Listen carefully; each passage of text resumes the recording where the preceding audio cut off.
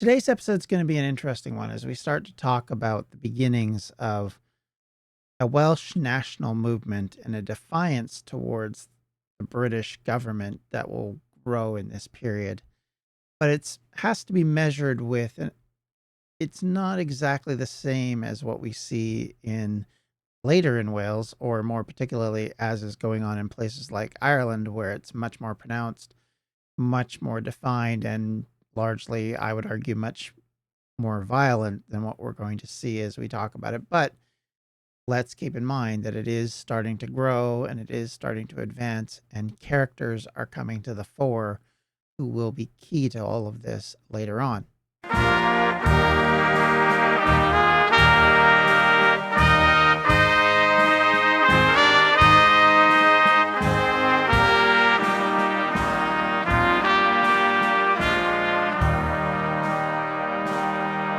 So, and welcome back to the Welsh History Podcast, episode 248, Resistance Rekindled.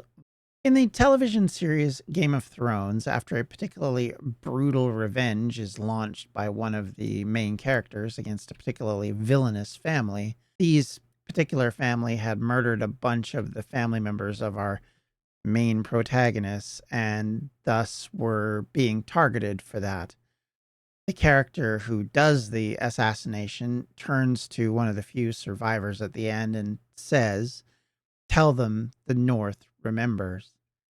In a way, after a long time of what some might argue as dormancy, the Welsh affinity for their country and the strength of Welsh nationalism is being remembered.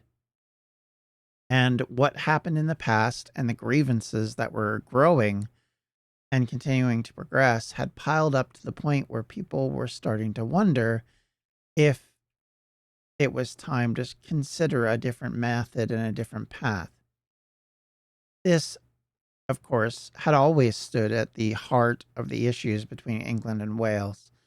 The consideration that these two different nations had formed and then been forcefully united, and how that unity was creating division.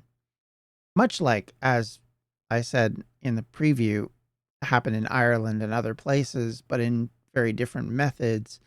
One could even argue to a lesser degree what happened in the United States in the 1700s, where an entire colony considered itself to be separate and needing to be separate from the larger whole.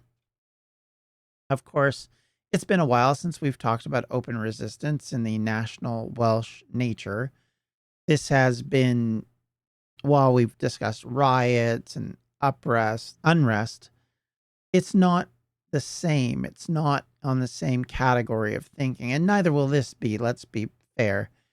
We're not at the point where national sentiment has grown to where grievance has become focused around a national idea. There is not yet a national proposal of a Welsh ideal. It will come.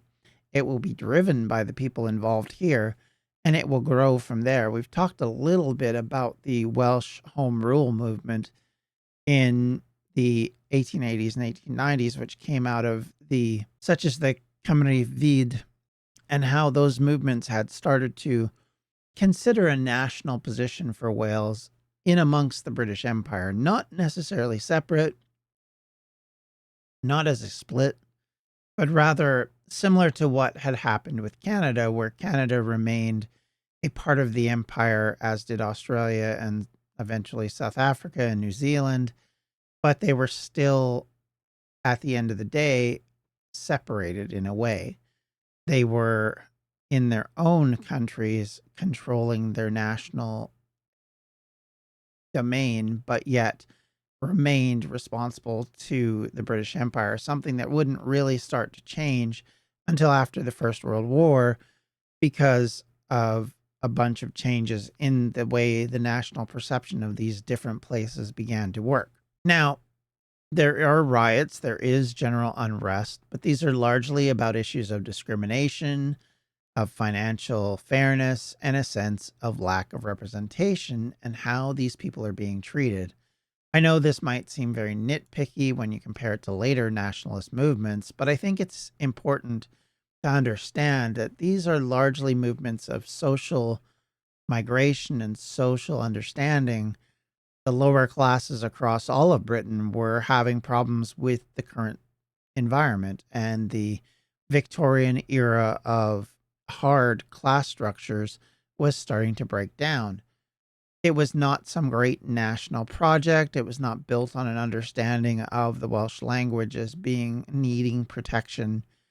And even while cultural revivals and these national language threats continued, they weren't the focus, at least at this point.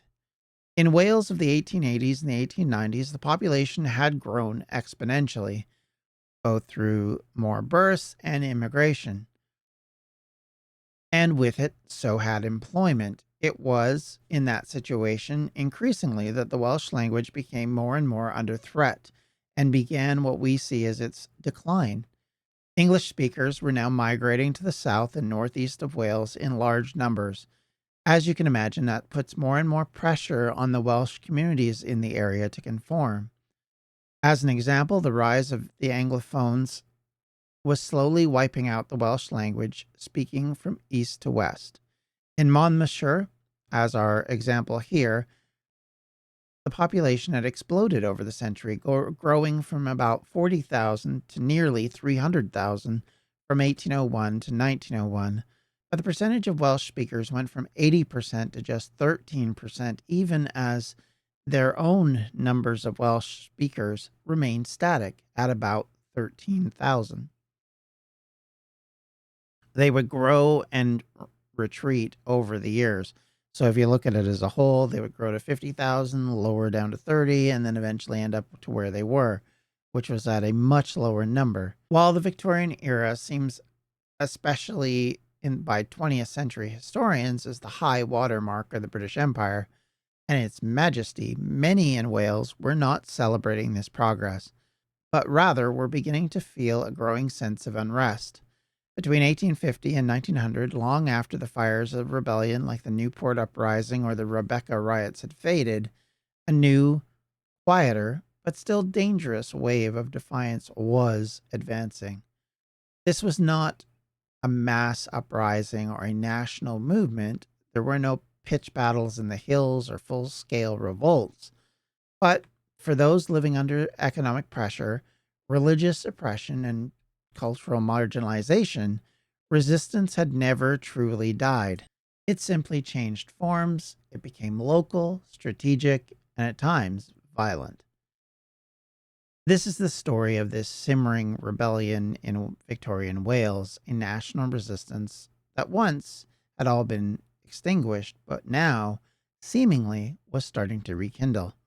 This last gasp of what we perceive as being rural rebellion in Wales in the 1870s and 1880s told the story that the Rebecca riots and the factors that were leading them were still out there. They were still something to be considered and still a force in the hearts and minds of the Welsh population, especially in these rural areas in the southwest.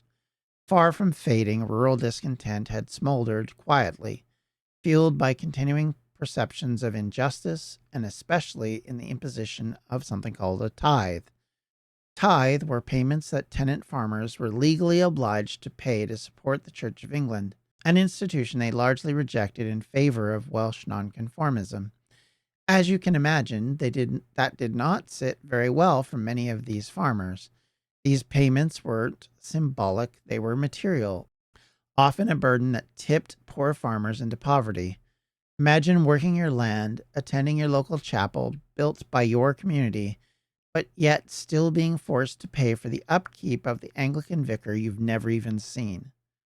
Particularly if you viewed that same church with suspicion due to its overall influence within the British government, its role in bringing up the education blue books, and attempting to destroy your culture, your religious choice, and your language, which had been kept alive through the advocacy of both religious choice and your culture. One of the early proponents of Welsh nationalism was Thomas G., the publisher of the Banner ach Amserau Cymru.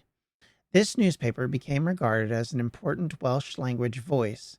It played a large role in promoting the nationalist and Home Rule movement in the country. An ordained minister with a long politically active role, he had been a strong voice in the community. In 1886, he founded the Welsh Land League to campaign for the rights of tenants, and it was this league which became a focal point in the Tithe War. Denbigh was the headquarters of the Welsh National Land League, which was modeled on the Irish Land League, who had previously been formed, and designed to lobby against forced payments of the tithe.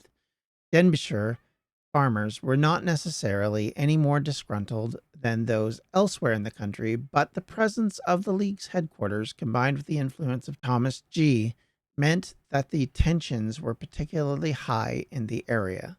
As economic pressures increased in the 1870s, especially with declining agricultural prices and mounting debts, resentment intensified. Communities across Carmarthenshire, Cardiganshire, and parts of Radnorshire began to push back.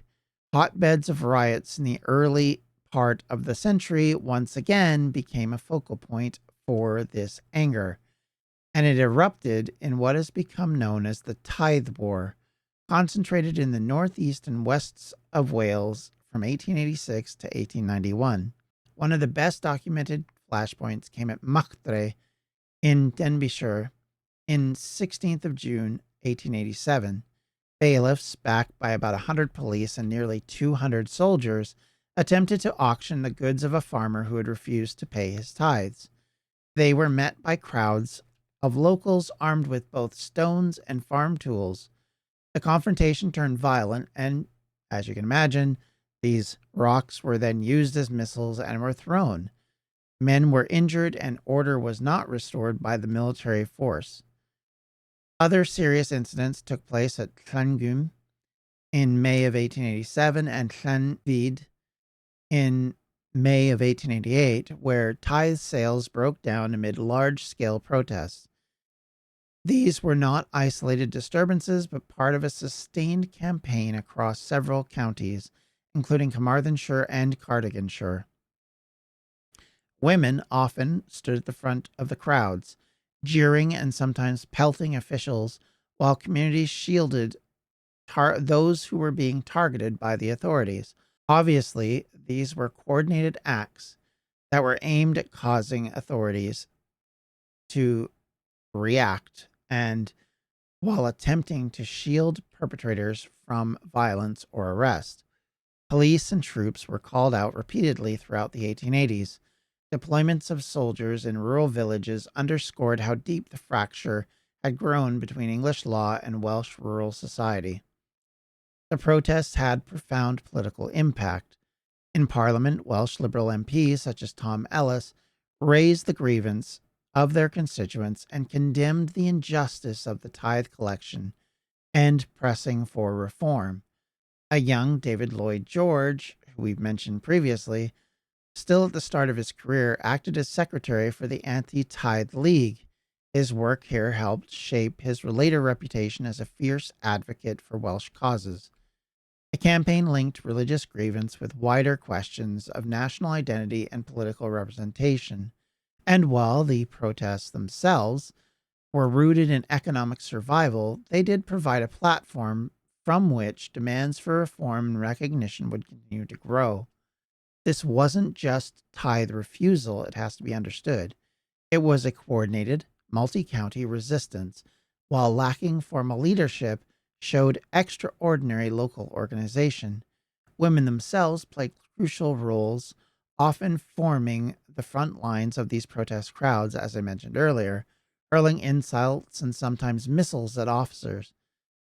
This, of course, protects those behind them because it's a lot less likely in Victorian Britain that you're going to attack women. That would obviously look very bad, and it would be an easy target for the press to call out in an era where the press had a lot of power and were very active in publishing negative things about the government. You wouldn't want that bad exposure, and public sympathies could easily turn on this situation. Nonconformist ministers, while publicly denouncing the violence itself, often privately were sympathetic and in some cases even helped hide protesters and the leaders themselves from the authorities. By the late 1880s, the British government had deployed military forces in rural Wales, not in overwhelming numbers. We did mention the 200 in that last confrontation, but enough to maintain order. But every soldier sent to defend the tithe auction revealed deep fractions between the Welsh countryside and English law. If the tithe conflict was about religion and legal injustice, the rural sabotage of the 1860s and 1890s was about to land a bit stronger. As time would go on, we would see mild acts of rebellion amongst various people. They would take into their own hands their own upset, their own anger out on absentee ownership in Britain.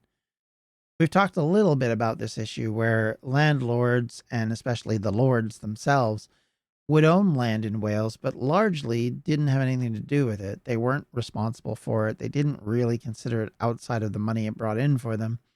And largely it was left to the governing of others. Quite often, people who are from Wales. But it didn't change the fact that there was still this sense of these people from outside who were controlling and running things, and it would lead to conflict bit by bit, piece by piece. And of course, these local agents would often administer harsh rent increases. They would oversee evictions and often of long established families who'd worked the same patch of land for generations. I think of my own family that I know about in North Wales at the time who'd lived in their property pretty much the entirety of the late 1700s until the early 1900s. I can imagine if they had been at that point farmers living in this area, living off a meager existence, and then you have someone coming along and demanding that you pay increasing rental costs while you're dealing with drought and problems with your farm, it becomes an issue that can very easily become a tinderbox of rebellion and upset. All this unrest and official confrontation was leading down a dangerous path, but at the same time, you did have people who, recognizing this, wanted to work through the system rather than simply give up. And there were calls for reform. We've talked about this in the past with the poor law and other things. There continued to be people who represented politically those that felt that the needs of these poor voters or poor people needed to be eventually addressed. Keep in mind that this is at the same time, and we haven't really gone into it yet, but of political reform where we see the franchise being distributed in a larger and larger fashion from being basically just the upper class and just the aristocracy to passing down to landowners, to all sorts of people, and slowly over time, the general male population being able to vote in the elections in Britain becomes a major watershed because now all of these MPs are reliant on people who are not just the guy who has all the money.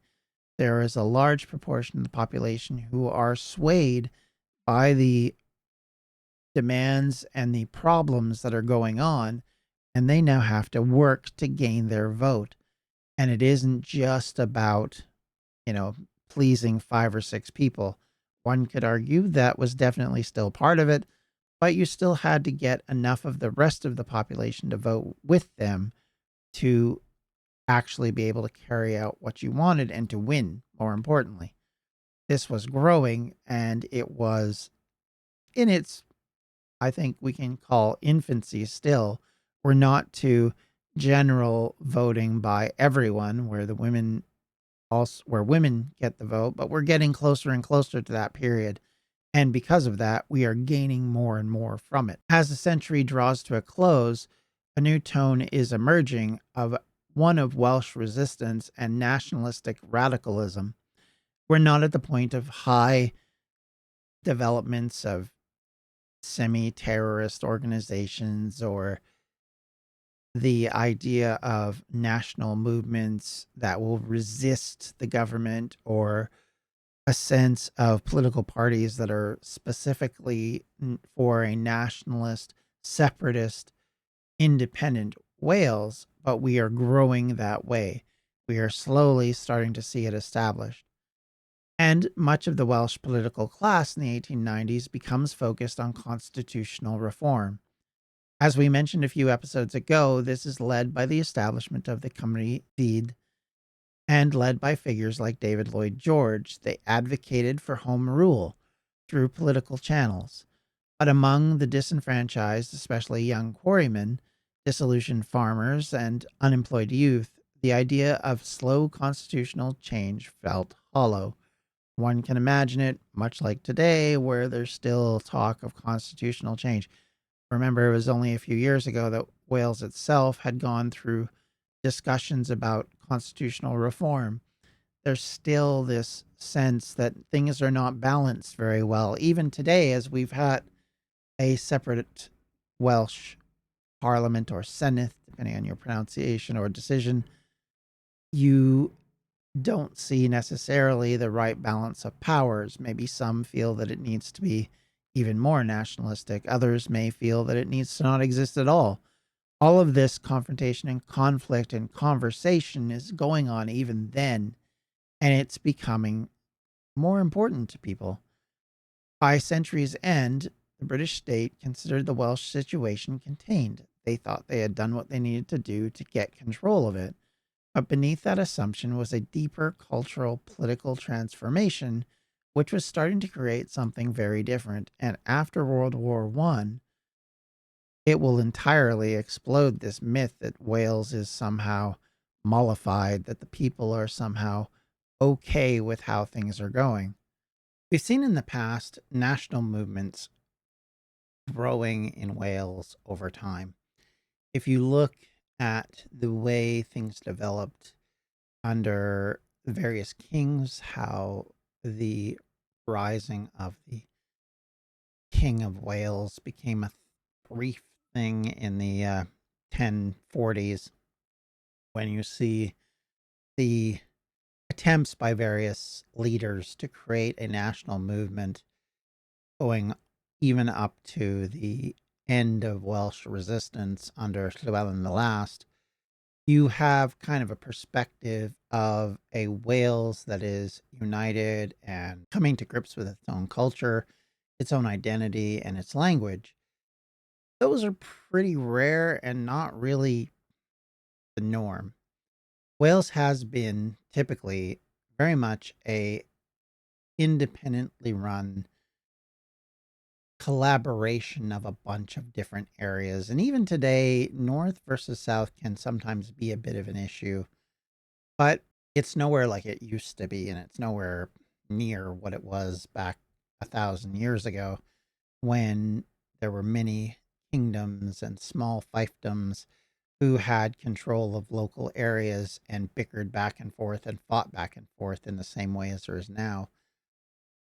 So the rise of nationalization and national movements in Wales was not a norm and not something that you can take for granted. It comes about because of the shared culture, the shared language, and the shared existence that we have in Wales, but it wasn't necessarily a guarantee.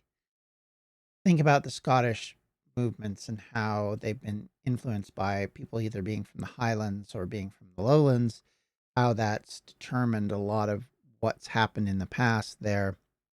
Or if you look in Ireland, the settlements of English and Normans into Ireland and how that influenced what we now have, which is a independent Ireland with a English slash divided Northern Irish section, which effectively is separated off. And still to this day, there are debates about whether there should be unification, both violently and non-violently. In Wales, we don't have those type of things, but we do have a movement which is both urban and rural, industrial and rural, There's very, very strong differences between the two and what their demands are and what they want from the movements that they're creating. And typically they're economic and economic driven. That makes them much different than, say, a national movement that appeals to the culture, appeals to national unity and language and shared values. And because of that, that's part of the reason why we don't talk about a movement that's amassing or growing in this period in the same way we will do later on. Because up to this point, patriotism in Wales is very minimal. There is still this sense of Britishness amongst at least a decent amount of the population. Certainly not everybody. I don't want to brush everything with the same brush. You have to understand that there's just no way that you could say everybody in Wales is definitely unified behind the British Empire or disunified behind the British Empire, depending on the situation. And likely the separation is very similar to what it is today between the Welsh language side of the communities and the English speaking side, between the heavier populated areas of South Wales and the more sparsely populated, but yet very fiercely Welsh sides of Northwest and West Wales, and how all of those things are boiling into what will become eventually the Plaid Cymru as an example of political movements that come out of this. All of these things are bubbling under the surface. They're not there yet. They're certainly by no means reaching a zenith. We don't have a massive movement of cultural icons who are calling for the independence of Wales yet. From the 1850s to 1900, Wales saw no grand rebellion, but it did witness a sustained campaign of defiance in farms, quarries, chapels, and fields. Tithe resistance and all of these other things that were starting to bubble to the surface weren't random. They were a response to an economic and cultural system in which Wales's people had little power but plenty of memory of conquest, of betrayal, of forced submission. And though the state succeeded in keeping this resistance fragmented at the time, the spirit behind it endured. The next century would see that spirit take new forms from cultural revival, legislative changes, and eventually to demands for both self-government and independence. But in the back roads of Cardiganshire, on the farms of Anglesey, and in the shadows of Gwyneth's Slate Mountains, one message remained clear. Wales had not forgotten. Wales would not be silent, and Wales indeed remembered and were not prepared to be ignored for long. And with that, I'd like to thank you for viewing or listening today. I hope that you are having a great day. And if you have any questions, comments, or concerns, you can always reach me at the Welsh History Podcast at gmail.com. And on most social media at Welsh History Pod, with the exception being Facebook, where I'm at facebook.com/Welsh History. Also, if you would like to contribute to the podcast, which certainly helps with our research funding, you can do so at patreon.com/Welsh History. Thank you to everyone who contributes. You are awesome. And with that, thank you very much. We'll talk to you later. Take care. Bye-bye. Welsh History Podcast is a member of the Evergreen Podcast Network. To find more information on them, you can do so at evergreenpodcasts.com. Thanks for listening.